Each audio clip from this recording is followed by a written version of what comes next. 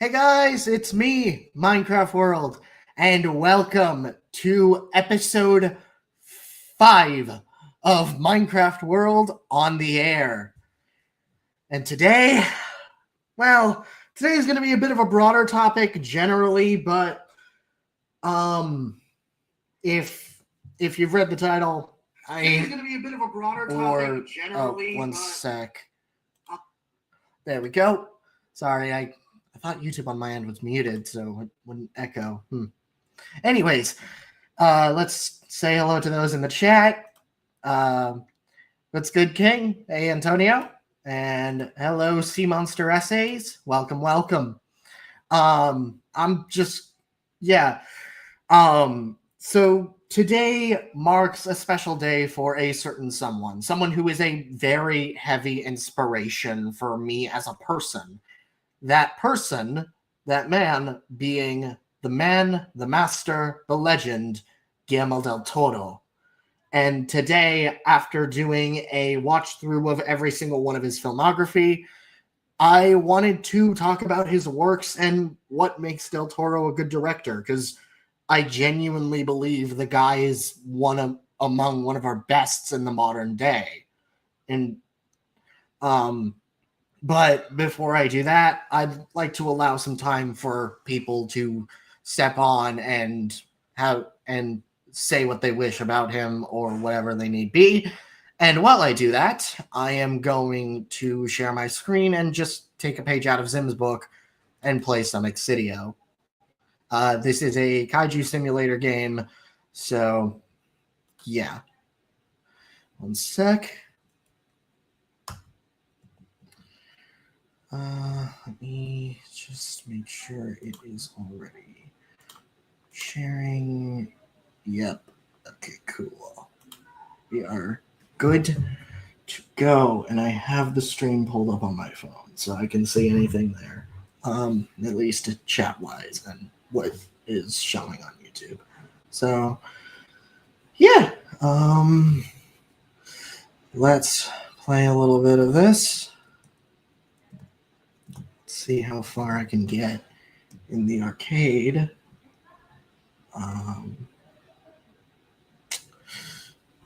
Show visual upgrades. Yep. Start game. Let's just see. Is it? Yeah. Oh, and whoa, Hoshi. Hey, what's up, man? Hey. I'm just playing Exidio. I'm doing good. Like I said, just playing Exidio right now while I wait for more people to join. Let me just... So I heard that you were going to talk about Guillermo Del Toro. Yeah, that's what I'm planning to do. Director of The Boy of Hell, The Rim of the Pacific, and The Water Shape. Yes, sir. Yeah. Yeah, so to anyone watching, or if anyone wishes to, the link is in Zim's server. So if you are in there, I will probably add the link later to the chat itself if y'all want to say anything.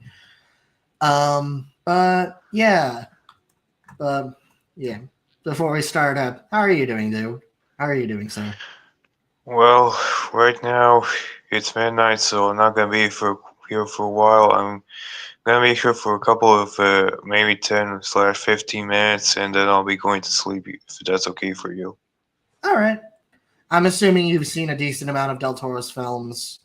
Generally. Well, if you want to know, the latest film I watched of his was his take on Pinocchio. If you watched it. Oh yeah, I did a watch through of his filmography, so I've seen every single one of his films at least once.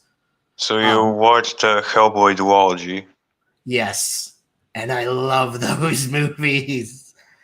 Oh god, those movies.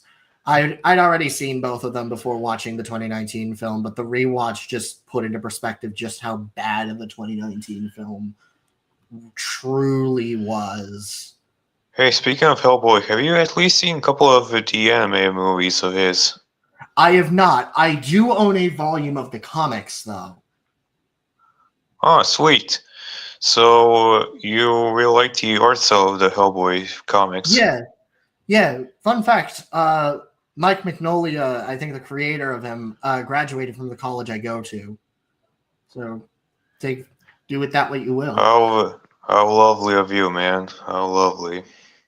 Yeah, I was showing the omnibus I got to. Oh yeah, hey, I forgot to tell you this, but I met a couple of graffiti artists in my city. If you see it on Instagram stories, Nice. and who know, and one of the graffiti artists said that they're planning on doing a comic contest in the next month. If you want to know. Nice. One sec. Let's see if anyone But else. if you want to know, 1 sec. Hello, Sea Monster. Yo, yo, yo. Hello. How are you Hey. doing, sir? Doing pretty well. I actually just gave Psycho a rewatch because it 65-year anniversary for it. Nice. That movie. Oh, yeah. That movie's like fine wine. Like the more it ages gracefully. Yeah, Oh, yeah. I Hey, have not seen it in full, but I have been meaning to. I think that one's been another one on my backlog for a while now. Hey, here's a fun fact. Did you guys know that in probably December that it's gonna be the 20th anniversary of the 2005 Peter Jackson King Kong movie? Yes. Yeah. I'm planning on doing a discussion stream for that film around. Hell yeah, let's go. Also, Yeah. one more thing I forgot to tell you guys, but in a couple of weeks it's gonna be my birthday. If you want to know. Nice. What day? What day? It's gonna be October 20th. Nice. And to any of you wondering, it's gonna be my 22nd birthday. Nice. I figured you'd be a rip. You're 2 years older than me. God damn. Well, wait. Yeah. I am 19. My birthday's in December 20th. My birthday is in December on the 7th. Yeah. Yeah. Yeah. So Yeah. I guess I'll just kind of give my sort of I don't know who wants to go first in terms of like what they've seen. Yeah. You could start us off because like I think just like establishing where we all are with him and his works and that we've seen. All right. So I've seen a good number, like not his entire filmography, but I've seen like a decent bulk. Let's just say, like both the Hellboy movies he made, which were. It's been a while since I've watched most of the films that I am going to be mentioning here, but like the Hellboy films they made, Hellboy 1 and Hellboy 2: The Golden Army, pretty good. Pretty good Hellboy films. Definitely better than the 2019 disaster. By a long shot, Jesus. By a long shot, and which is funny. By a long shot. No shit. Yeah, which is funny because you hear about the director for that film, Neil Marshall. Like he pretty much said that that was not me. That was the studio where made it into an absolute disaster. Yeah, and it shows. But you could tell maybe Marshall was clearly wanted to do something cool with it, but he was just not allowed to for whatever reason. I guess he absolutely had a respect for the property, but he was not allowed to act upon it. It was horrifically lingered. If there's one thing I will say is that Omniweaver did say that he tried to adapt the Wild Hunt storyline from the comic books, and it's a very badly adaptation of that arc. But anyways, not to get too sidetracked there, but yeah, like the Hellboy movies that Del Toro made, pretty good. Obviously, Ron Perlman was essentially the GOAT. He was perfect as the character. At least from what I understand about the character from just us understanding through osmosis. Obviously, I've seen Pacific Rim. Like that one I've seen. Pretty much everyone here is gonna have at least seen that one. So yeah, I mean, obviously, I probably would still stand by it. Like, I probably don't have the same amount of love for Pacific Rim as much as a lot of these folks here on the panel, but I definitely consider it to be pretty good as far as the film goes. again, unfortunately, obviously, it may as well just be the only thing that came out of that franchise that's worthwhile, even if the Black was all right. There's also The Shape of Water, which I kind of been meaning to sort of like considering I did give that movie somewhat of a rewatch like a little over a year ago. I kind of want to give that one a rewatch at some point in the future, but I definitely think that recall the film holding up really well. Essentially being like as close to a remake of Creature from the Black Lagoon as we're ever going to get, even though it's not really that. Even though it's pretty different from Creature from the Black Lagoon in terms of what it's about, story-wise, it just has some familiar elements. I mean, like obviously the amphibian man creature, it's kind of a no-brainer as far as similarities. Crimson Peak, again, that one I've been a long while since I've seen that one, but I pretty much remember really liking it. Yeah, well. that one was a very special surprise for me and my friends who watched it. That one was nobody was expecting that one to be as good as it was, even by Del Toro standards. Yeah. I mean, it's kind of a shame that movie was kind of underappreciated, or at least from what I recall from it. It went really under the radar. I was just gonna say, have you at least watched Del Toro's take on Pinocchio? I have not. Unfortunately, that is one of the films that I don't really have anything to say. But I've heard that it's really good. It is. It made up for every single bad Pinocchio adaptation that came out that year, and then some. I'll just put it that way. Like, are we gonna talk about? But father, I'm too late to be on my own. I have the whole world to see. Oh God. Oh God. Yeah. But yeah. And I obviously also have more recently did a stream on another one of Del Toro's movies, Mimic from 1997, which was a pretty neat film, but I could definitely say like it flawed for sure, but definitely a neat film. Yeah, I definitely would suggest. I mean, I'd suggest all of his films, but if I had to pick one for you that you haven't seen, Kronos. I think Kronos would be a really interesting one. Not only because it's his first, but also it's a play on the vampire, and it's surprisingly charming for being such. Yeah. That or The Devil's Backbone. That one's another really good one. In fact, yeah. I'm trying to think if there was any other Del Toro movies that I've seen, that he directed at least, because I think I may have just named them all, at least the ones I've seen. Yeah. If I had to pick one for you to watch that you haven't seen yet, Devil's Backbone or Kronos, one of those two. Because I think both of those are right up your alley. Yeah. And I've also kind of been meaning to get around to watching the Blade movies at some point or another. So Blade 2 would inevitably, sort of be in the lineup. So yeah. So there is that. Blade 2 was a lot of fun. There's only one Blade. And there will only ever be one Blade. From what we can tell, there's Deadpool staring at the audience like, what are we even doing? Yeah, I mean, at this point, it may very well they may as well just go ahead and just be like, what are we doing here, folks? Let's just fuck leave this project. Fuck this Blade project. What are we even doing? Yeah. Fuck this multiverse saga we're doing. What are we doing? Yeah. But yeah, so I think that's a pretty good point to where we all stand. I mean, I obviously have stated I admire his work, especially after doing that watch through.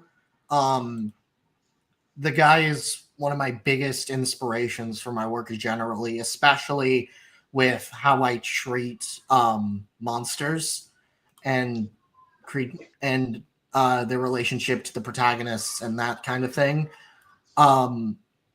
because a lot of his elements are about humanizing the monster, whether or not that is a good or bad thing.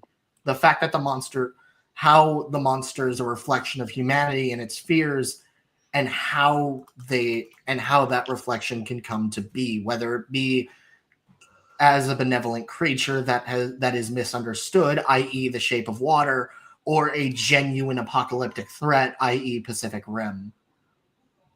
And I think that's a good starting point for us, like just how he handles the different monsters and his viewpoints on them. And obviously, he loves them. It's like he's he's a huge Tokusatsu fan. Yeah, like what? Not even just Tokusatsu. Frankenstein and Creature from the Black Lagoon are also two of the biggest influences on him. So, and it shows with Shape of Water, which makes Frankenstein even more interesting to me. Yeah, it's a shame that movie's not like. I mean, since that movie is supposedly doing this like theater release on October 17th, it's kind of a shame that it's not going to be playing anywhere near where I'm living. So I have to wait until Netflix. I'm still keeping an eye out to see if it's going to be playing somewhere near me. So we shall see if one of us is going to watch it early. Yeah, although watch, it will just pop up at like the last minute. We're just like, oh, are you serious right now? It did like now you just decided to post the showtime for it? No, like you have a very like you find out on a work day, like the day before it drops. Just imagine it drops at the most convenient time possible. Granted, I pretty much am off from work on like that weekend. So it's not. So if it did happen to drop, I'd pretty much be like, all right, what the hell? Why not? I may as well just go ahead and do it. Yeah. But it would just Frankenstein. Why not? Yeah, of course. Even if it wasn't Del Toro, it's Frankenstein. Let's do this. Of course. Yeah. So, do you guys want to hear what I think about his take on like the kaiju, specifically the Pacific Rim kaijus? Yeah, go on. I think, in my opinion, Del Toro really nails the fact that how the dangerous kaijus can be, like in general, how much of a collateral damage they can cause, but also just how utterly aggressive and unhinged they can be at times. But I love the sense of intelligence they show to the kaijus. They're not just mindless beasts. They have a goal. They have something that they want, do. But at the same time, they want to cause just as much carnage throughout the entire movie. Well, I mean, that's kind of what they were bred to do, essentially, to just be terraforming machines. They're bred to be terraforming machines, but just because they're terraforming machines, I think instead of intelligence, the better word to use would be personality. Like, Otachi and Leatherback have two very different personalities, despite being members of the same species, and very explicitly under a hive mind. You have two very different creatures that look and act very differently, and as such that gives them distinct character. And that's something that Del Toro carries in pretty much every film of his. Every single monster, even if it is based on a pre-existing counterpart, is very distinct and very much its own thing. The amphibian man from Shape of Water acts in a very different manner to someone like the creature from the original film. And that I think shows just how well he understands them, because there is a truthfulness to the character that is kept in, but it's subverted in a way that makes sense. Yeah. If what I'm saying comes across. Yeah, I getcha. Like for example, like Leatherback and Otachi, like they have not just like body types, but also just sort of like abilities and essentially like their skill sets, to go along with their body types. Like Leatherback is pretty much like a big chungus. He relies on like his muscle. He's a mutant gorilla, man. Yeah, he's like a big gorilla, and he's got the EMP thing going on, or something like that. and you have Otachi, who is much more agile and more. Could you? I mean, almost akin to like a skull, like one of the skull crawlers from Kong Skull Island, in a sense. Although obviously, he's got. If anything, I would compare Otachi to a wyvern or a pterodactyl, if you will. Yeah, like a wyvern. Yeah, that's actually a better comparison. But it also has like the like the ability to like even to sprout wings and fly, and he's only got the acidic spit and claw that can grab stuff. That has a the tip of its tail. So basically like a Swiss Army knife of a kaiju.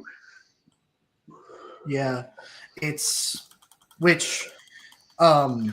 yeah, and that's generally something that he does right with a lot of his characters. How even when they're accurate, like Hellboy, they're accurate for the reason of subversion. Hellboy generally is a subversion of the typical demon trope, a demon that doesn't wish to be a demon. So like, it's kind of perfect for him.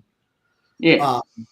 Which same with Blade. Blade is a vampire that doesn't like or doesn't want to be a vampire, and is himself an outcast among vampires. Yeah, like he actively kills like if he going out of his way to kill vampires, like or at least like the ones that are like threatening whatever peace may be going on. And Hellboy, killing whatever monsters that may be threatening the peace. Yeah. Yeah. Hell, like Kronos, his first film is a vampire that is taking revenge on the person that cursed him. Yeah. I forgot to ask you guys this, but what are your guys' thoughts on like Slattery, aka the final boss of the first Pacific Rim film? I like him. Not my favorite kaiju in the film, but also one moment. One moment. I have noticed a significant person in the chat. Ooh. Hello, Frankie. Hello. Who's Frankie? She's a friend of mine. Neat. Yeah.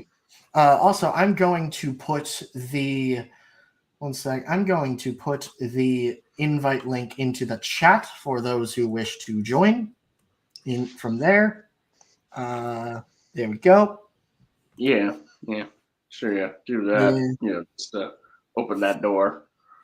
Yeah, because obviously I don't want the door of infinite possibilities. Yeah. I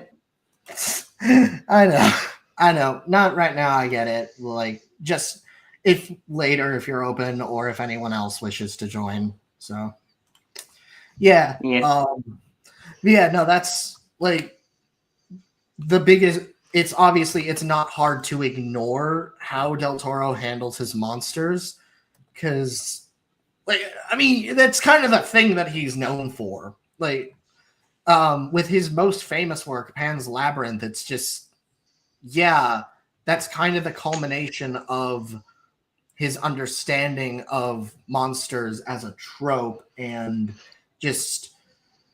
why he loves them. It's sort of like a dark. It's evocative of like the original fairy tales that Disney would adapt, and it's sort of like a play on those, but also very clearly giving an understanding to the mythical nature of these creatures, if that makes sense.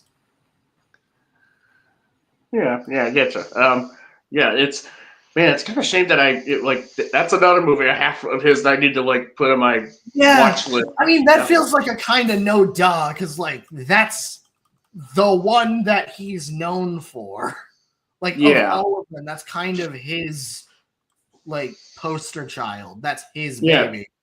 Yeah, I mean, like the whole. I imagine like it would like either that film or something like that film was like what really sort of popularized him as essentially like having his his signature involving creature design just being something that either has no eyes or has eyes in like really weird places, like the one guy with the hand, his eyes on his hands.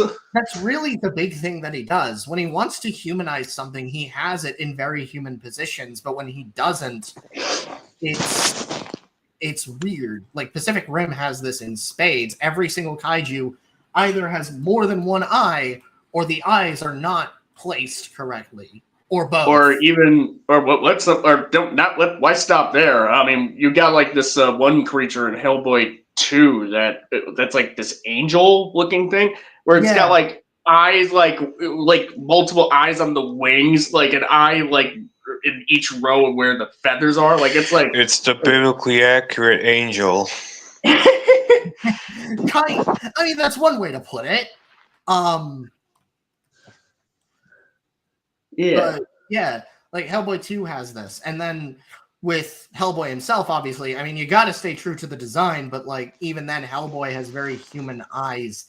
Same with the amphibian from the Shape of Water. Even despite it not looking as human in comparison to Hellboy or even Blade, it definitely has human-esque eyes that allow it to have sympathy, or even just cute eyes. Or Ape Sapien from Hellboy as well. Yeah. So, yeah, you got you don't put my boy Ape Sapien in the corner.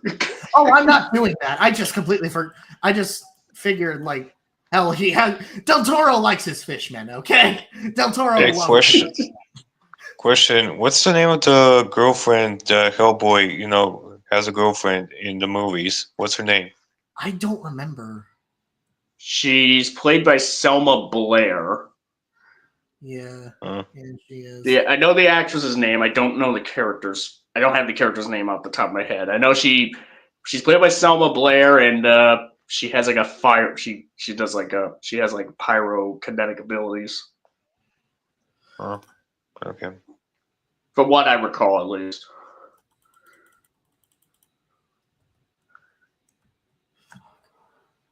But yeah, no, that's like I think that's kind of the defining. That's not even kind of, that just straight up is the defining trait of his works. Yeah. It's monsters. Yeah, and even like Crimson Peak, where you have like where the ghosts in that film, like even though that's supposed to be like people, like they still have like have the designs where they don't even have eyes. Not even so much of like, oh, they look like skulls, where they don't have eyes where they in the sockets where they need to be. Like, no, they don't even have the sockets. They don't even have the eye holes. It's just a human skull, but with no eye sockets. So it's like the comics were the better things, in my humble opinion. Yeah. Yeah. I mean, yeah, the Hellboy movies are good. The Del Toro ones are good, but like you're not beating the comics, especially like I gave those a read after the fact, because like I said, I got the omnibus, but yeah,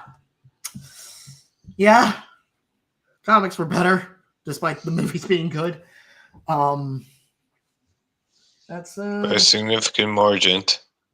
Yeah, have you read the comics? I picked up an omnibus of them last year.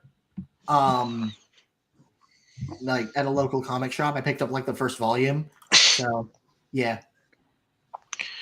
I heard that the artist of the Hellboy comic books was also did his own fan of what his take on Godzilla would look like. I think he did, actually. Curious. But yeah, no, that's a major thing. Hell, Mimic does this. Devil's Backbone does this with its Ghost Boy. So, yeah. Yeah. I mean, like Mimic, Mimic, as far as like the bug designs, like they got like the mask sort of apparatuses going on where they just have like where they don't have eyes pretty much. But as far as like the bugs themselves, they still got eyes, technically speaking. So in a way, they're just like, oh, that's kind of like a little more. It's like in that little middle ground where it's like. There's like they still technically have eyes, but they have things where even when they're disguised, they would still look weird if you look closely enough. Or just like, do you have eyes? Are those eyes even? Is there anything with eyes? Yeah. But yeah, no, I like. Yeah, that's the big thing. Another thing that I noticed is his use of color. Usually with every single film, there's either one or two major colors that he sticks with as a primary palette. So like Crimson Peak, there's a lot of like blues and reds. With Pacific Rim, it's either blue or yellow. With Pinocchio, it's either brown or green, or a very harsh gray, which I think that also adds a lot to his atmosphere. And Shape of Water is just kind of like a gray or green. Like, Yeah, it's a very green movie. naturally speaking, it's like, yeah, you're dealing with a swamp creature from the Black Lagoon. No shit. You may get some hints of blue because of the bioluminescence, and the stripes. Oh shit, I forgot the thing was bioluminescent, yeah. And the Hellboy movies are either very yellowish or very reddish. Actually, it's more of an orange. It's either yellow, orange, or blue. Dude loves blue. Yeah, I kind of remember the first Hellboy being, more blue, and the Golden Army is like a bit more orange or yellow. Yeah, whereas Blade has a lot of yellows and whites. Like Blade is very, and when it's underground, Del Toro loves to use the color blue for so many different sequences, which, like, I mean, that's part of his style. Yeah.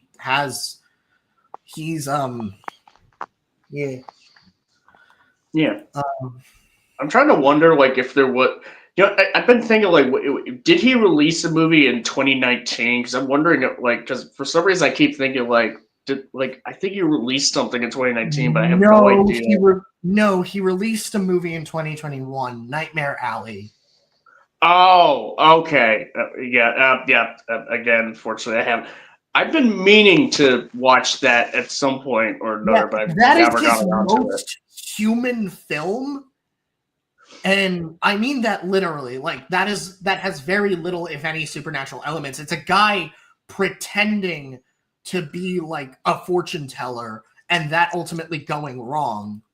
Yeah, I was about to say, like, that just made me think, that does not, like, it's like, this doesn't really look anything like something Del Toro would make. Hey guys, I have something to say right now. Oh, yeah? You're heading out? I think I'm going to be leaving right now. Okay. Alright, yeah. But before I go, is it okay if I ask you two something? Go on. Hey, since I made my own fan of my own take on Godzilla, aka his silhouette, do you guys have any like further thoughts on like that fan art of my take on Godzilla, i.e. the world's strongest one that I sent on Instagram and art general? No, it's kind of self-explanatory, and we've already said enough about your artwork being as good as it is. Yeah. Did you send that the private chat of like in the it's in the art. I get that, but I think for what I recall, like he kind of like shared something in like the private chat of like the Discord VC. Some point I kind of recall seeing something about that. I'm not sure. I think it was there. It was the one with the atomic breath one. Yeah. Oh, the atomic breath. Yeah. Yeah. No, that one. That's a cool piece. I absolutely adore how you did the atomic breath. That thing. Yeah, it's really neat. But I'm just because the thing I said to you guys about next month, that there's a potential contest of artists like sending their own comic books and seeing what people think of them. If I like make my own like comic books life story, can you guys at least tell me some kind of word of advice on what not to do, what to do in general, so I can not fail. I'd love to help out with that. Like, I'm not the most experienced with comics books, but I took a comics class last year in school, so I'd probably be able to help or give. Yeah, you're in a good community to. I could probably send it to my comics teacher, and he could give you. Yeah, you are in a pretty good community, in terms of feedback on like what you can do, what you pretty much what you do and what not to do in terms of. I don't know, guys. Everyone here is either an artist, a writer, a critic, or some combination of the three. I'm saying this because you have people like Black Willie who probably will rip me to shreds whenever I, just say something, whenever there's a plot hole in my stories, Don't let him intimidate you. He can be a bit harsh, but he means it in good faith. Yeah. But can you please, guys, tell me, some word of advice, so it will help me out. I could help you out. I could give you some advice later, since that's not the topic at the moment, but yeah. Yeah. But other than that, thank you guys for having me on, even though I don't have not that much to say about Del Toro, even though I do really like, his movies. I haven't watched all of them, but I will say that he is probably one of my personal favorite directors out there, especially his Pinocchio movie. Jesus Christ, I never would have imagined I would cry this much in a movie. I would be very remiss if I didn't call that one his favorite. Not his best. Not my favorite, but his best work generally. It's good. Yeah. Other than that, I'm going to be leaving. Thank you guys for having me on, and see you on the next live stream. And thank you for the feedback / word advice. It means a lot to me. Yeah. No problem, dude. You take care and sleep well. Yeah. Yeah. Yeah. Yeah, if you've noticed me coughing, I've kind of still, got some allergies going on. They're getting a little better, but I'm still in the throes of it. Yeah, no, it's fine. I get that. Also, hi Vic. Yeah. So yeah. I guess like another thing, it's probably like a small detail, but I'm pretty much assuming that Hellboy having a love for cats, is something that's carried over from the comics and into the Del Toro films. I think so. To the point where he'd be willing to save. I pretty much again, it's been a while since I've watched the Hellboy movies, but definitely like a standout moment in the first Hellboy movie for me is like when like he's fighting like a monster in like the subway in like the subways so in a subway station, and there's like this box of kittens, and he's like trying to like protect them from this monster while he's using his tail. Yeah. Either way, even accurate or not, I think that's just a really good character moment for him. Like, just we pretty much cares for something other than humans.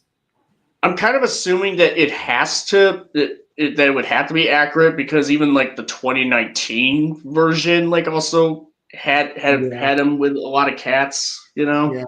Also, where he had. Man, I love having almost no clue what anyone here is talking about. Oh,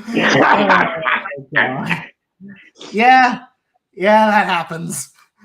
Came in like probably came in like 30 minutes late, so that's kind of like it's like considering I had to mention Psycho, it's just like it's like going into that film like 30 minutes late. It's like I don't know what's happening. Like, well, I need to get around to properly watching Psycho.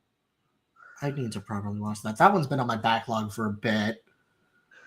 A lot of classic horror movies I need to get through. I finally got through Creature from the Black Lagoon last year, so no excuse. Yeah, no excuse. But anyways, back to Del Toro. Yeah, no, like I think that's just a good character moment. On top, I mean, we already mentioned he does personality with Creature, with the monsters really, really well. Like Otachi, obviously being the way that he is, same with Leatherback being two very different characters. Like pretty much every single Pacific Rim kaiju being distinct. Hell, the mimic monsters themselves have some level of personality to them. Yeah, something to them. I mean, it's it's kind of more hive mind esque. It's more of a deliberate hive mentality, but it's still there's still something there. Like they do show emotion at multiple points. Also, another person commented, how have I not watched Psycho yet? I don't know.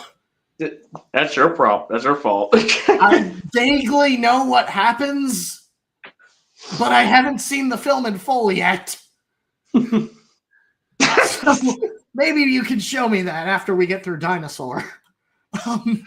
Oh yeah, you're hosting a stream about that. Yeah, or at least I need to give Dinosaur. We need to give Dinosaur a rewatch. I was gonna do it regardless because the next watch through is gonna be on Ray Harryhausen. It's gonna be Ray Harryhausen's movies. So oh god, I gotta rewatch Dinosaur. You know, just like maybe before that stream. You're probably going to be available for that stream because that's. I do not have I don't usually get a schedule that far ahead. So like I haven't even. That should be on a Saturday, if I'm remembering correctly. Yeah. So. Hopefully I have that one off. I'll pretty much have to get back to you on that. I'll give you a rain check. Okay, yeah, because I'd like to have people who like Dinosaur and want to talk about that movie with me. Yeah, and potentially talk about someone's video on it. That's like I might also talk about Unnatural History Channel's video on it that day. Yeah. Yeah. Yeah. I mean, I guess mine, dude. We should watch Psycho together sometime. It'd be hard to set up because I'm assuming you vanished from the local area once again. Yeah, I'm in California, but like Discord's a thing. But you know, yeah. For shame. I know. Fine, I'll probably watch it this weekend. I don't know. I want to get Dinosaur before it, but we'll see. Fucking hell.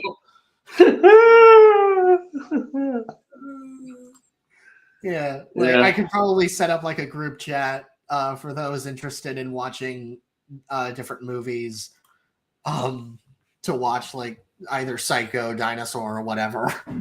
I need to set up a proper Discord server for myself. But yeah. Back to Del Toro, where were we? Yeah.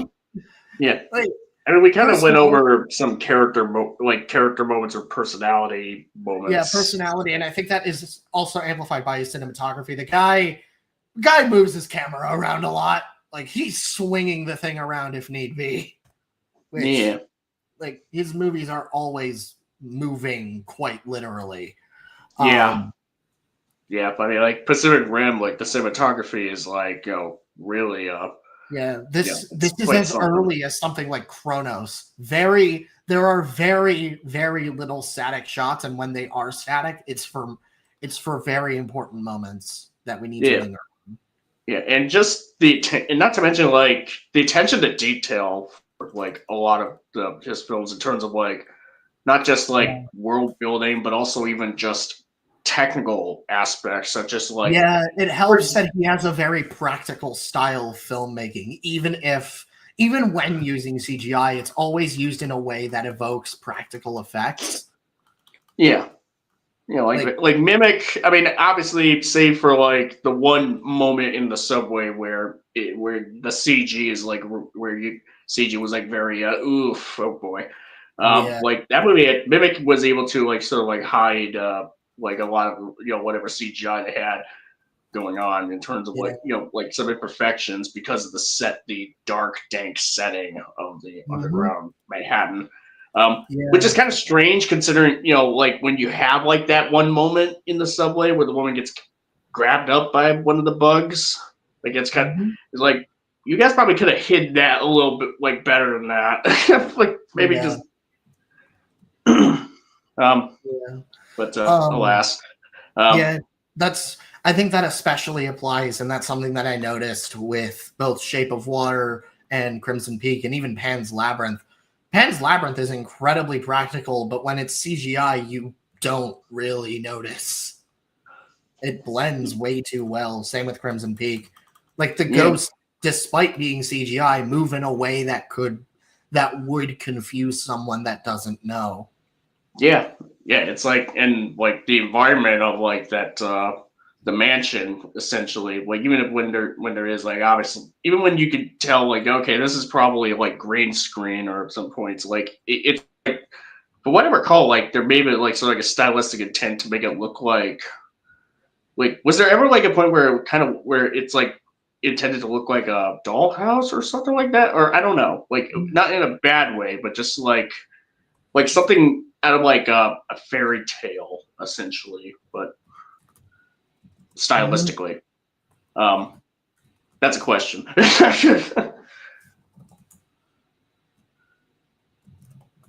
Yeah. Okay. Yeah. Wanting someone on Discord. Gotcha. Yeah. Let's see. Yeah, and obviously, like when it comes to the attention to detail, there's also like, I mean, we can't stress enough like how well done like the sense of scale is in something like Pacific Rim has done, where the Jaegers and the kaiju, but especially the Jaegers, look and feel large. Like every moving piece, like you could tell that these things have like a bajillion pieces that are all just kind of working in tandem to try to keep it all together when they're just doing so much as walking. Like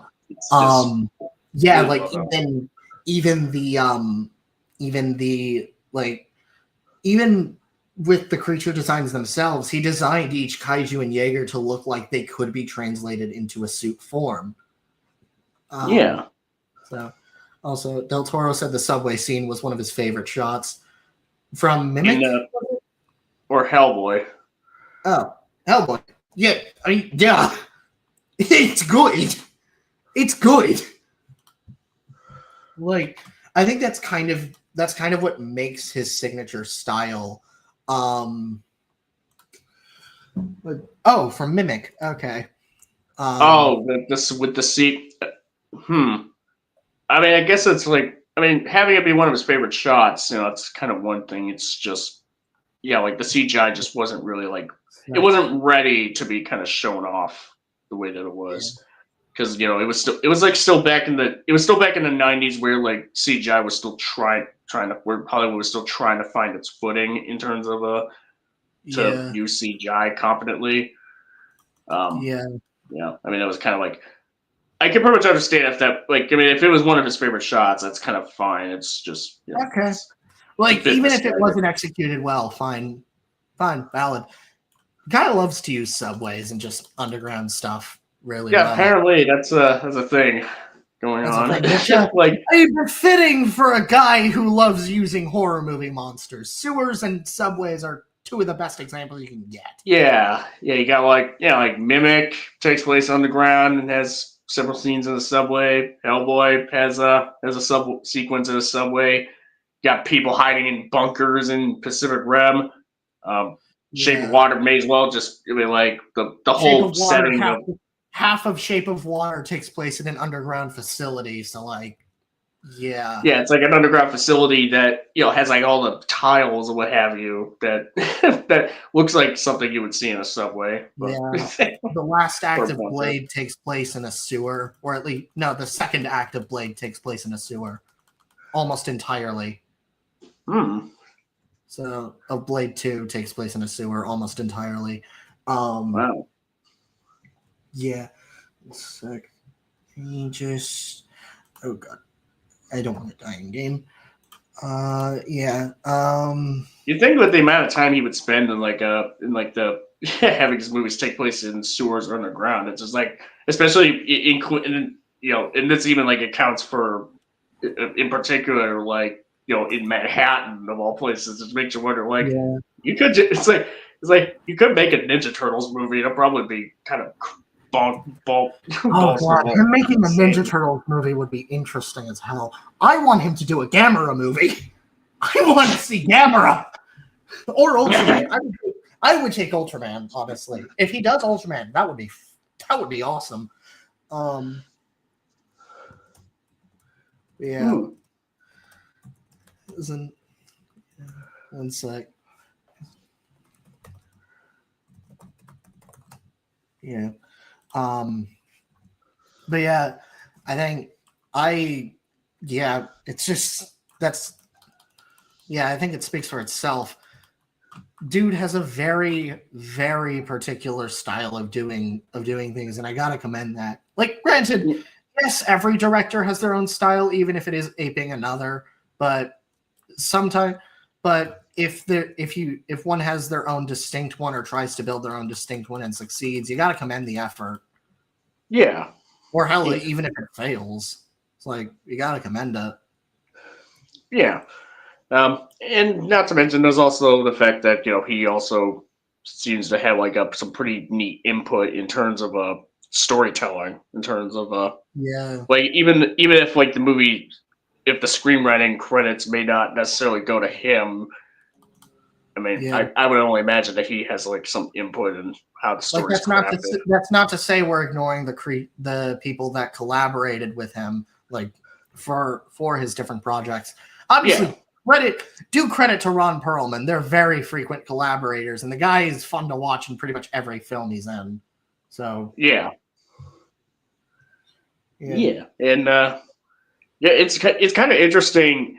It's funny because I watched recently. This may sound a bit like a tangent, but I'll be able to get back. But it'll tie back to a Del Toro film at some point. But like the fact that I did not realize that like the writer for Pacific Rim, or one of the writers, Travis Beacham, also did like the 2010 remake of Clash of Titans until the Pointless Hub video.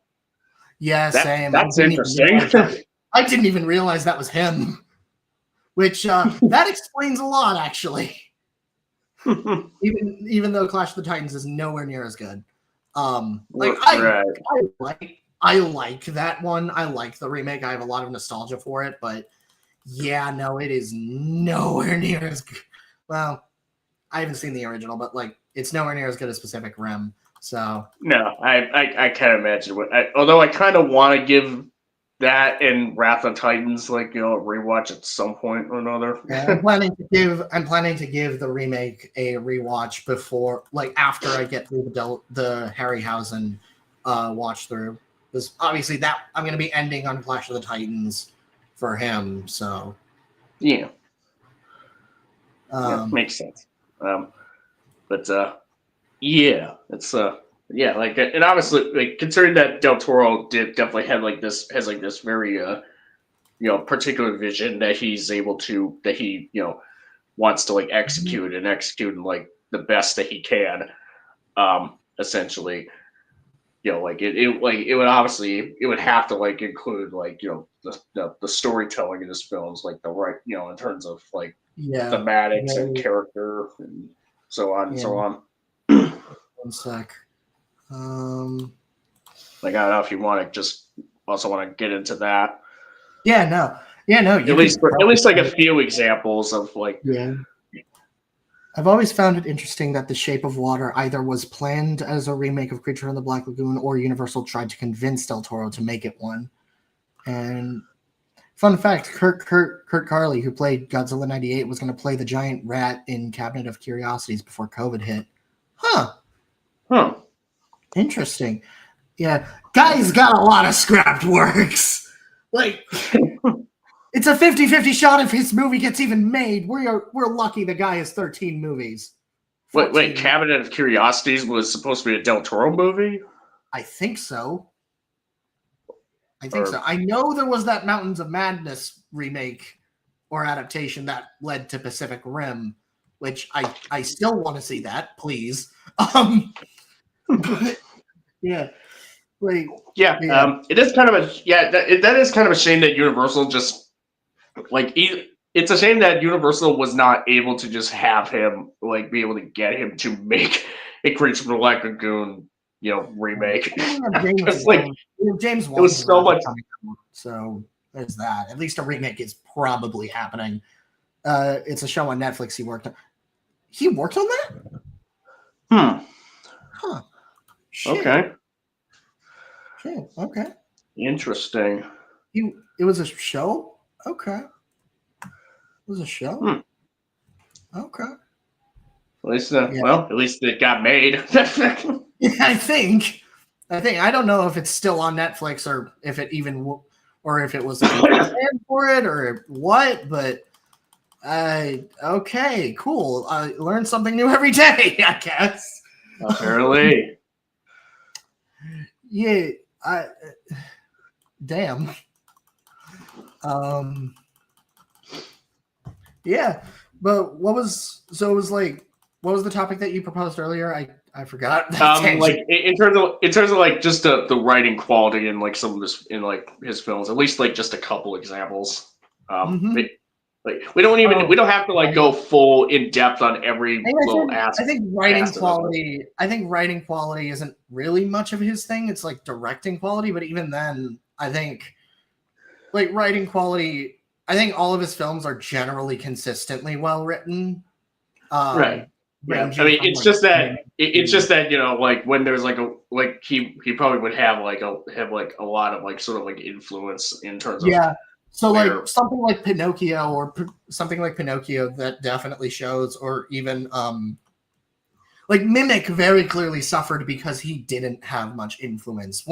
If you get around to watching Pan's Labyrinth or Devil's Backbone, like those are two of his best works, and they are fucking fantastic.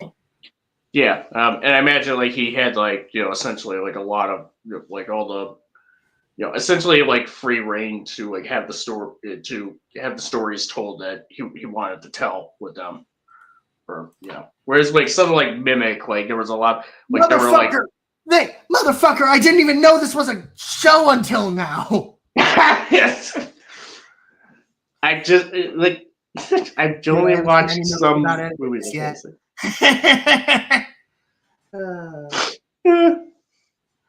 Mimic had a lot of conflict with the studio, made him add scenes he didn't want. Yeah, and it definitely shows. Like that is the weakest of his works, and it is purely, and a lot of it is because of stuff I don't think he really wanted. Right. Granted, considering what his concept for a Pacific Rim 2 was, I don't know what to expect from that guy. I don't know what I would have expected. Yeah.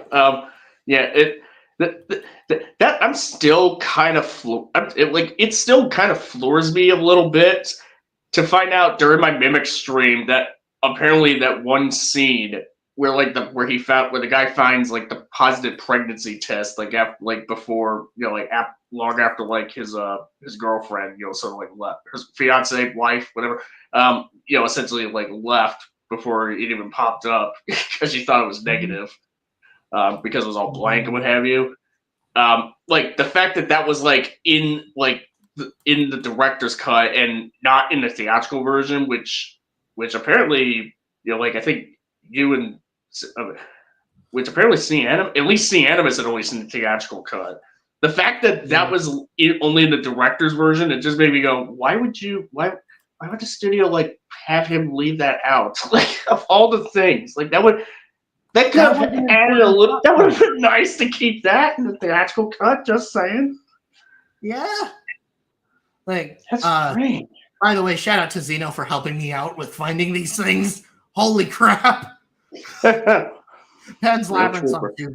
By the way, Pan's Labyrinth is on Tubi if you need it. So gotcha. So yeah, I mean, I pretty much imagine I'd be able to at least find those like fairly like that and Pinocchio fairly easily because Tubi pretty accessible, Netflix accessible, Netflix as of right now. Yeah. Yeah. So, but yeah, writing quality. I think Del Toro is just generally consistent, and it shows with a lot of things like Pan's Labyrinth is probably his second best written. Pinocchio is his best written work. Both of them are fucking masterpieces. Pan's Labyrinth is the kind of movie that I would consider a masterpiece, but not one that I'd want to go back to consistently because, like, Pan's Labyrinth is dark. Dark. It's not an edgy dark. It's like, it's dark as in the old fairy tale dark. Yeah. Yeah, so I guess in terms of like the writing discipline of his movies is like essentially like he has a vision and he has like he's at least he has the fortune of having writers that have like a decent enough idea of like how to execute them well. Yeah. I think the big takeaway with him is just let him cook, please. Yeah, that's kind of a thing, which is kind of fascinating because, like, usually a lot of filmmakers, like, would have had like a consistent set of studios, you know, for a while, at least like of a major kind, like Christopher Nolan. Guy's been hopping around like a rabbit. Yeah, considering because like for example, you would have like Christopher Nolan who used to have consistently worked with Warner Brothers for several years and for several movies before moving over to Universal, and like starting with Oppenheimer and obviously the Odyssey.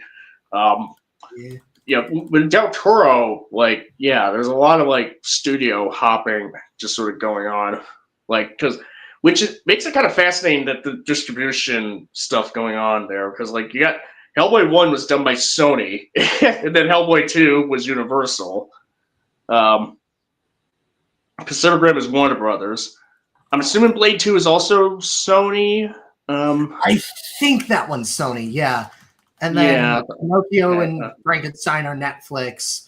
The Crimson Peak is Crimson Peak. He went back to Universal, but I'm guessing like that one sort of I guess considering that one flopped, they were just like, nope, all right, we're done with you. Shape of Water was Fox. Which is now Disney, but that was before the merger, so it. Yeah, I thought you said the murder first. Merge. I think Nightmare Alley was also 20th century. Well, 20th century. I think that was, and that was after the merger. So, it was after the merger. That one was, the merger happened in 2018, 2018, yeah. Yeah, so. And Nightmare Alley would have been 2021, so, that was post-merger. Yeah. So, and apparently, like, I guess according to the Omniviewer during his Hellboy 2019 video, like the reason, like, it seemed like apparently the studios that wanted to do a new Hellboy movie at that time didn't want to work with Del Toro on them, is because like, maybe not just because of like because the first two Hellboy movies weren't like the most, glowingly, financially successful films, really. Like they make, like they were mildly successful, like at least well received enough critically, but financially it's just kind of like they're like, pretty iffy. But it's also because like Del Toro, is a guy who is like one of those types of filmmakers, like artists who have a particular vision, and he, is essentially like hell bent on trying to realize it and fight for it. And just be, which the fact that he was able to, have that vision come to reality in a lot of his films, it's it's real, like it's really fascinating, essentially. Like perhaps like he really does know how to bring them to life, and it's just a shame that a lot of them weren't financially viable enough, at least according in the studio's eyes, to sort of stick with him. One sec. I think that's kind of the. Yeah, I did an accidental face reveal. Oops, that is the second time I've done it. Oh, God. What just happened? I accidentally turned on my face cam. I didn't even catch that. Yeah, it was brief. Yeah. I don't mind it. I've shown my face on Instagram before, so it's fine. But yeah, I think, no, that's kind of the best way to put it. Like, the guy has a very specific style to him, a very specific kind of person that he works with, but he likes to jump around from studio to studio, which I think is good for just like a resume period, having that much variety, even with such a you know exactly what I look like already. Oh God. In Minecraft. Why didn't you send that to me earlier? I could have used the parts. In Minecraft. I hope you mean. I mean, that already applies because of the username, so yeah.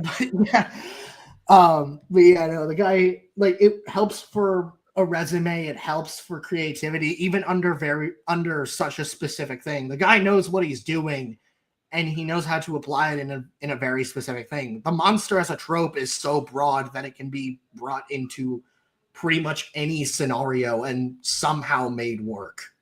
Yeah, and I think he knows that. Yeah, and obviously, in the fact, The Shape of Water sweeping the Oscars, certainly helped. Helps in terms of like studios just being like let them cook, or at least Netflix. Shape of Water, Pan's Labyrinth, and Pinocchio being as acclaimed as they were says a lot.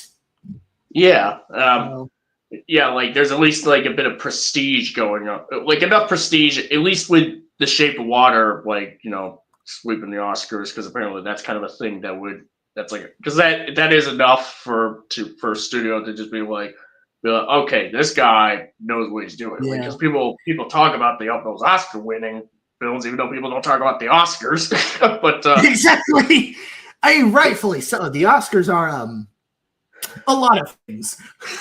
They're a mess. Let's just put it that way. That's one way to put it. At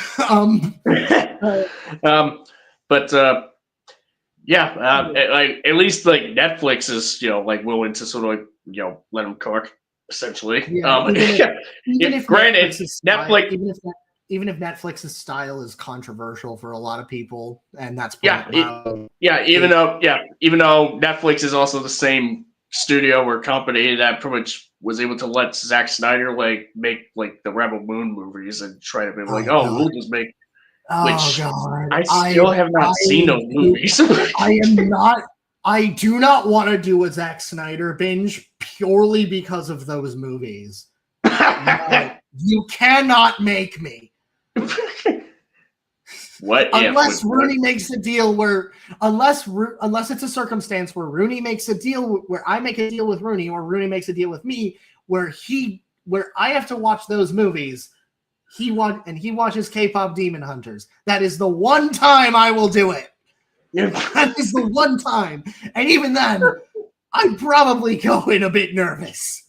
But you would still do it. Rooney, if you're watching, I said it. That's the deal. Oh God, I'm trying to think. I'm trying to think. I think the only Zack Snyder films I haven't seen are Sucker Punch and that owl movie he made.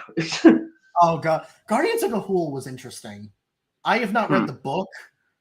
That's the owl movie you were talking about, Guardians of Gahul. That one was really interesting. I'd say Sucker Punch and the owl movie.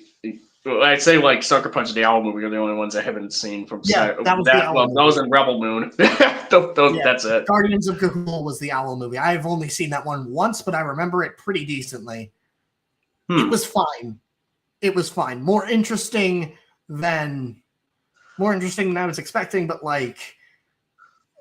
Wings of Fire did it better. But yeah, back to a filmmaker who definitely to someone who's actually competent. Sorry, Rooney. A filmmaker who at least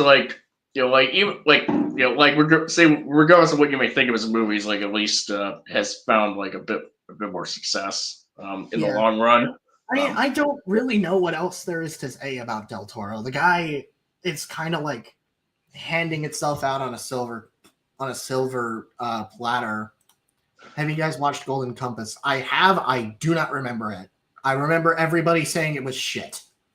I've not seen it, and I remember, and all I remember is people saying it's the one with the armored talking polar bears. No, I mean I know what movie he's referring to. I've just never seen it, and all I've heard is that it's terrible. Back to Wingard, Vic.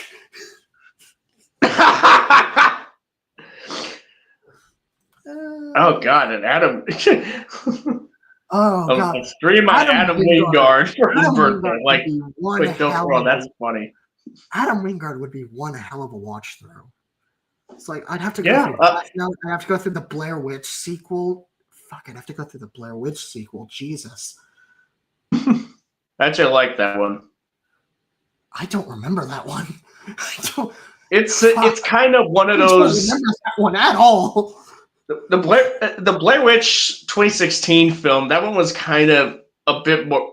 That one was kind of a bit more like one of those like earlier examples of like the requel type of stuff that the Force Awakens sort of, that Jurassic World and Force Awakens kicked into high gear. Like that one was like just right like a year after those, or not even So that was. Then there's. I wouldn't be surprised if Blair Witch actually is better than TFA. Yeah, it would have to be from a writing standpoint. There's Your Next. There's The Guest, Death Note. Good Lord. Oh yeah. And here's there's also. He also did like a segment of a film called VHS. Which is a movie that's a movie I'm trying to get around to watching at some point. It's on Amazon Prime last time I checked. Yeah, I'm seeing those too. Jesus. Your Next, I've heard interesting things about. That one was if I'm remembering the right movie. Your Next, Your Next is pretty, not good. Yeah.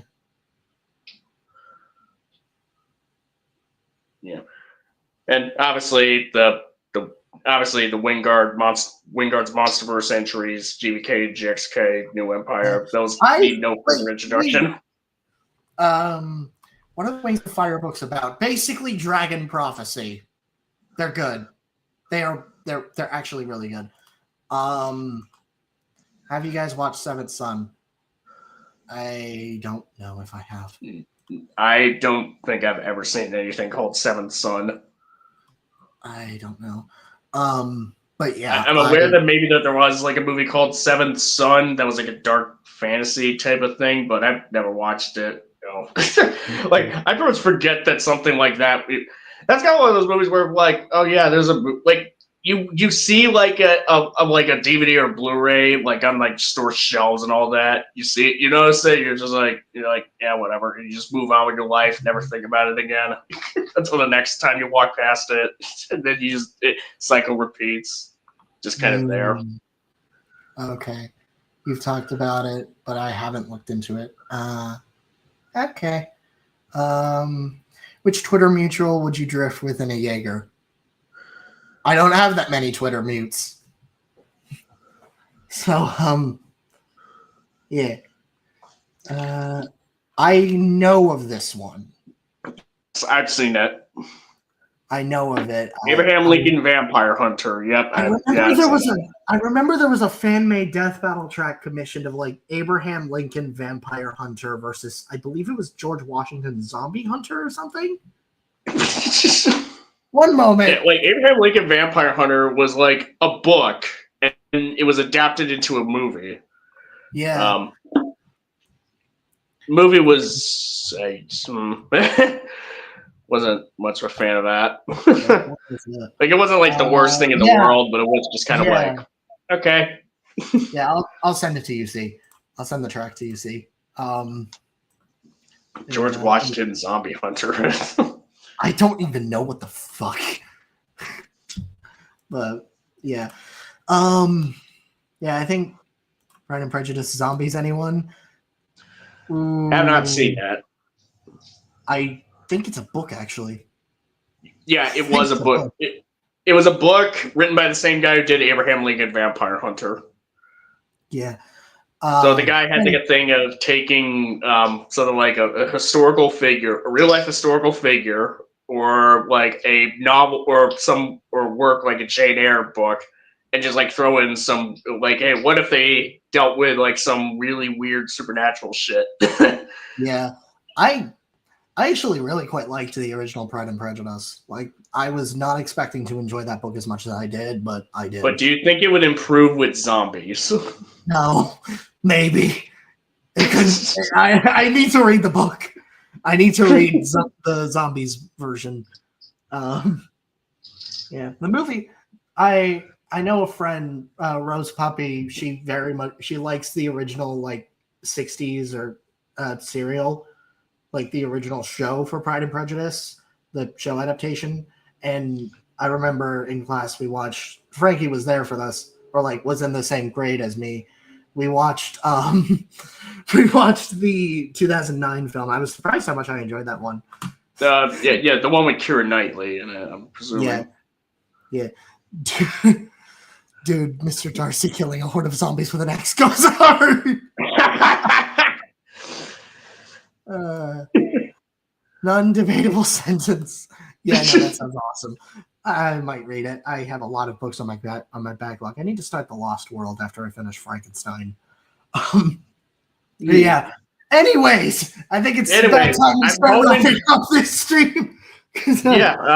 Just saying. All I can say is like, yeah, happy birthday, Guillermo Del Toro. I'm really looking forward to Frankenstein. I hope it's good. Which one? Frankenstein. One? The new one? Oh God, that one. Oh God, that piece of shit. The Aaron Eckhart movie. Oh, it's like shit, Underworld, but with Frankenstein's monster. Oh, I haven't seen that one since I was a kid. Oh, let me put this. It's like Underworld, but with Frankenstein's monster, because it was like it's literally from like the same guy who did the Underworld films, except he has like Frankenstein's monster like fighting demons and teaming up with gargoyles to fight demons. And Bill Nighy is like Satan or some shit. Jesus. It sounds like it's the dumbest shit I've ever seen. That sounds stupid. I'm probably gonna watch it again. I kind of loved it because of how terrible it was in a way. Oh God! When I watched it, that could be a Snee Monster Live discussion. Honestly, yeah. That would be just. Although here's the thing, I kind of want to. That's another thing. The Underworld movies are also like. Sort of like in my sort of backlog as well. I think I tried to watch the first one with a friend like back in college, but we never finished it. But so probably should make up for that as well as like watch the other ones. Maybe I think I may have caught bits and pieces of some of the other ones, like at least the second one on TV, but that's like about it. Yeah. So probably might want to brush up on that on those. So I'll at least be like, I know what the hell I'm talking about in terms of like this. Like when I get to when I do a stream on if I do a stream on I Frankenstein, I don't want to make promises. Yeah. Before we close this out, what are your top 5 favorite Del Toro monsters? Ooh. Number 5, I actually really like the Mimics. I actually really do like those. Let's see. The boy ghost from Devil's Backbone I found to be really, really interesting. I actually really liked that one. Like, not just because like that kind of defined his sympathetic route, but also it's just a well done character. Trying to remember the rest. And Hellboy himself is second place behind number 1 would be Otachi. Third place would be God, third place is a tough one. I don't want to say the Amphibian Man because he's fine, not perfect, but fine. Honestly, the father from Kronos, the grandfather, the guy who becomes the vampire.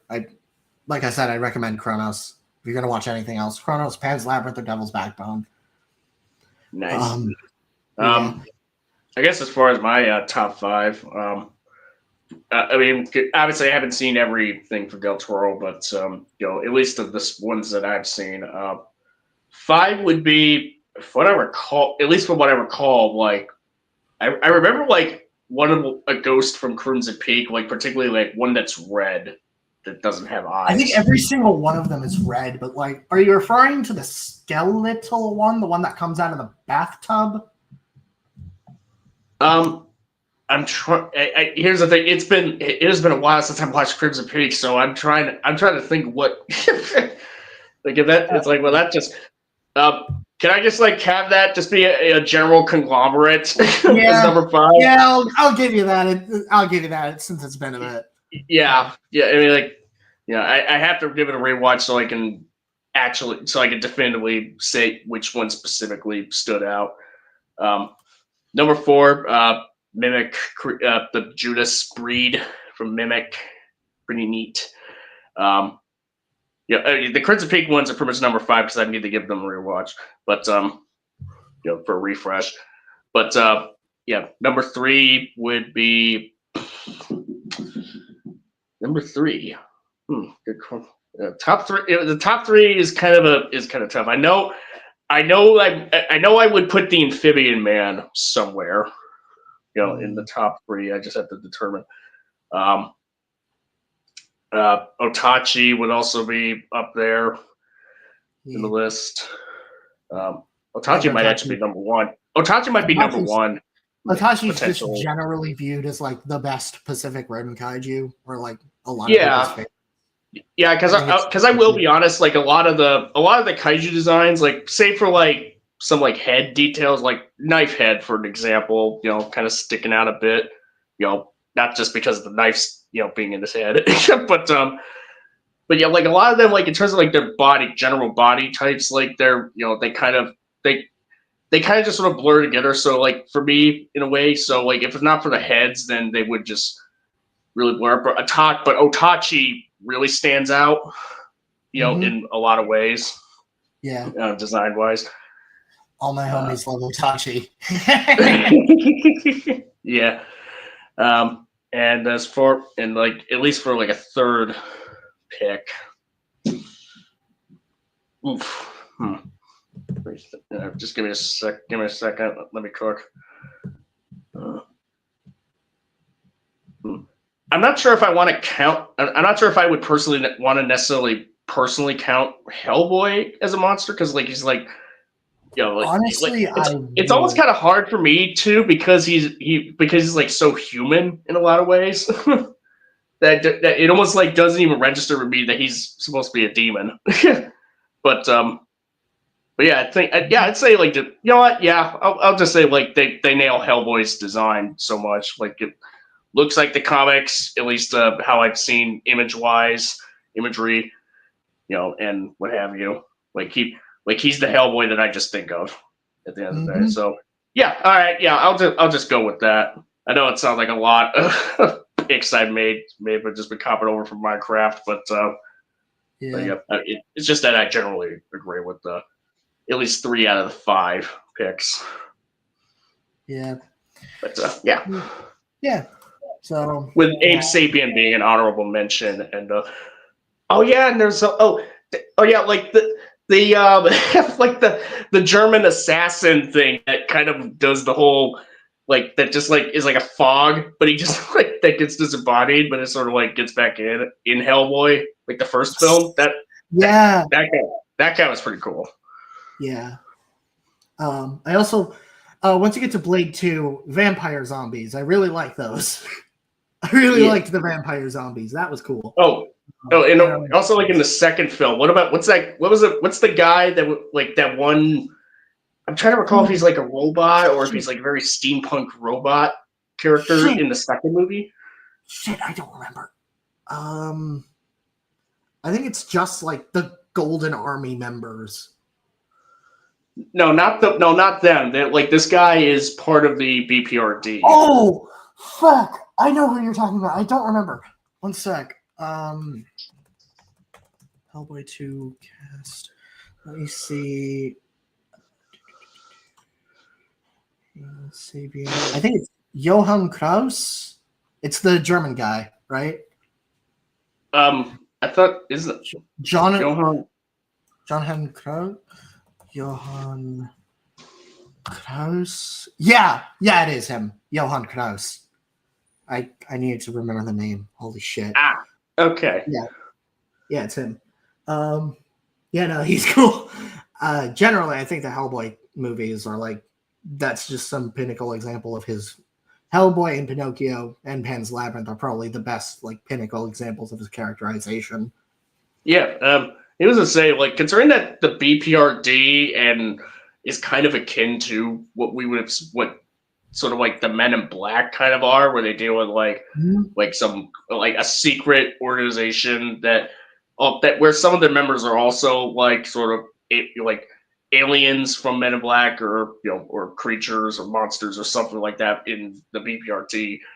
It's kind of interesting that that Del Toro's Hellboy movies like were able to like have like more good sequels than the Men in Black movies.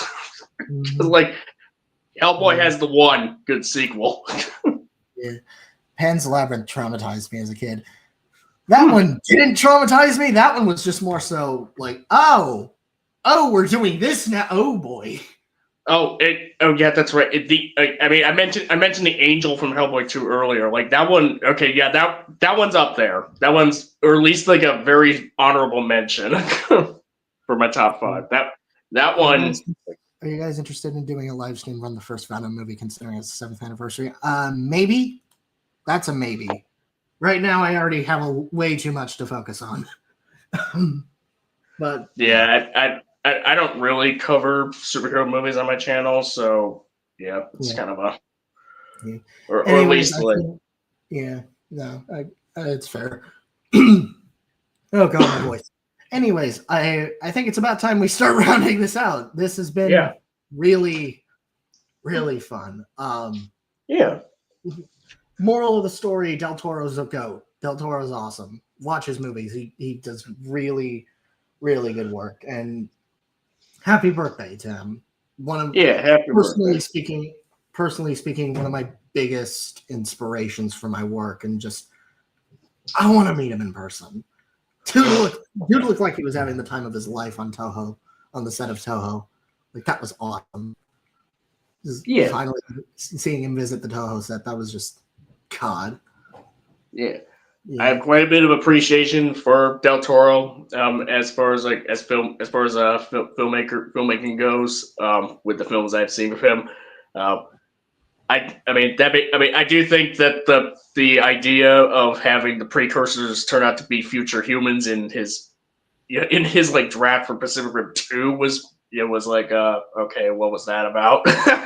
But other than that, he at least has like a lot of like really good ideas that more often than not are pretty well realized. Yeah. I mean, 13 now 14 movies.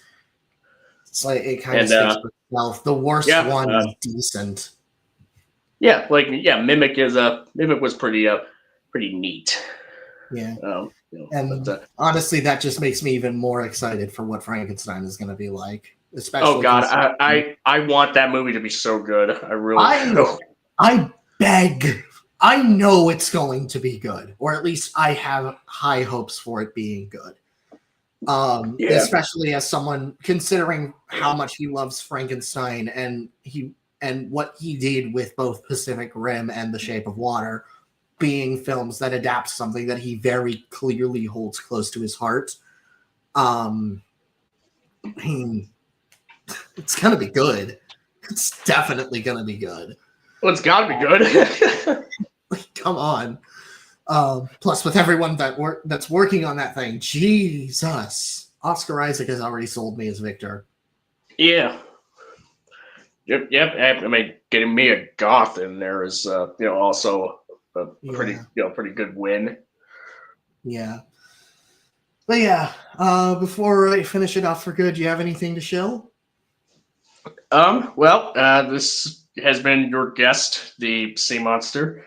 Thank you for having me on Minecraft World, talking about this little filmmaker from the House of Del Toro, from the House of from a House of Monsters at least.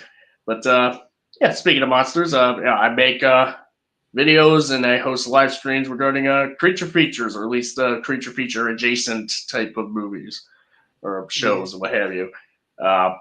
This coming Saturday, October 11th, I am going to be doing a stream on, on a video regarding Godzilla versus Destroya.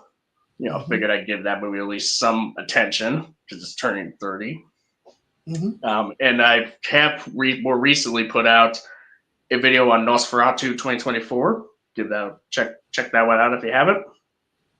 Yeah, and just give my channel a little follow. If anything I put on that channel, fancy, follow me on Twitter at CMonster KCI, and yeah, there it is. And then obviously you guys know exactly where to find me. I am on Instagram, I am on Kara, and I am on Blue Sky. I will post the links to all of those in the chat right now. I need to update my Kara page at some point. And obviously I have videos on this channel. I literally just started planning out my Gamera 60th anniversary project, which should be releasing in late November. And I've been working a little bit on my Nemesis essay, not as much as recently because college has been ramping up, especially as midterms approaches. Oh yeah. But yeah, and also join us tonight as Zimzilla has a stream at 7, I think. I thought he delayed that. Did he? Yeah, I think I saw him delay it until the 13th. Let's have a check. One moment. Let me take a look. I think 199. So I'm pretty sure it was. I didn't see it was delayed. If it was, then okay, ignore that part. Yeah, until the 13th. Oh yeah, no, it's at the 13th. Okay, I was wrong. And then also he has 2 upcoming streams. So keep an eye out for those. And keep an eye out for the rest of us. Thank you, Vic. Thank you, Vic. Thank you, Hoshi. Thank you, Frankie, and thank you to Nico Stud for joining me for the stream and talking about Guillermo Del Toro. Also, massive thank you to Nico Stud for joining me on these watch throughs. Even if we didn't get to watch all of those movies together, God, this was fun. I'm very excited to see what Harryhausen has to offer. Take care, guys. Peace.